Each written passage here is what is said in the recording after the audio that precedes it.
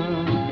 যা কিছু গিয়েছে থেমে যাক না, তার আর পর নেই, নেই কোনো ঠিকানা।